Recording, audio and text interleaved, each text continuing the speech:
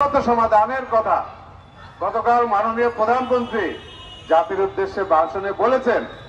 প্রধানমন্ত্রীর এত সুন্দর একটি ভাষণের পরে আমি তাৎক্ষণিকভাবে আমরা সকালে দেখেছি সবাই দেশবাসী মাননীয় প্রধানমন্ত্রীর প্রতি কৃতজ্ঞতা প্রকাশ করেছেন, মাননীয় প্রধানমন্ত্রীকে ধন্যবাদ জানিয়েছেন তার এই জাতির উদ্দেশ্যে ভাষণের পরপরেই।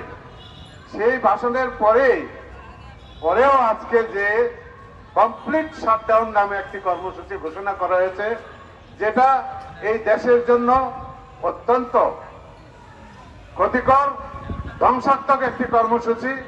আমি তাদেরকে বলতে চাই, কোমলমতি ভাই বোনেরা, সন্তানেরা, আমরাও তো ছাত্র ছিলাম, বিশ্ববিদ্যালয়ে আমরা পড়েছি, আমাদের খোঁজ খবরও তোমরা নিয়ে দেখো, আমরাও কিন্তু স্বৈরাচার বিরোধী আন্দোলন করেছি।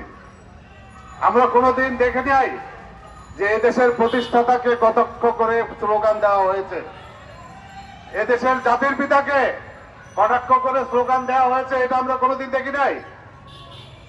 হয়তো অনেক বক্তৃতা দিয়েছে, আওয়ামী লীগের বিরুদ্ধে বক্তৃতা দিয়েছে, কিন্তু জাতির পিতাকে কটাক্ষ করে কেউ কোনোদিন বক্তৃতা দেয় না।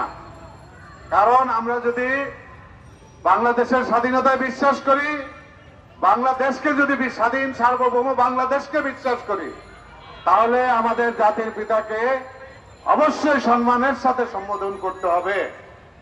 বাংলাদেশের পতাকাকে যেভাবে সম্মান করতে হবে, বাংলাদেশের জাতির পিতাকেও সেভাবেই সম্মান করতে হবে। আপনাদের কাছে আমরা এই স্লোগান, আপনারা যে জাতির পিতাকে কটাক্ষ করে যে স্লোগান দিয়েছেন, এটা আমরা বেঁচে থাকতে কোনোদিন বলবো না যে আমাদের দেশের ছাত্রছাত্রীদেরকে শিক্ষকরা কি এরকম অবস্থায় নিয়ে গেছে। আমরা বিস্মিত হয়েছি আপনাদের শুনে।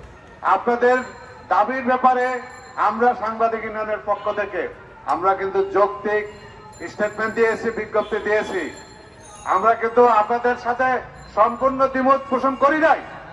আমাদের সাংবাদিকরা কিন্তু আপনাদের প্রোগ্রাম লাইভ দেখিয়েছে বিভিন্ন টেলিভিশনে। তারপরে আপনারা আমাদের সাংবাদিকদের উপরে কেন হামলা করলেন? কেন আজকে আপনারা আপনাদের এই কর্মসূচি থেকে আমাদের গণমাধ্যমকে কেন বাদ রাখলেন না?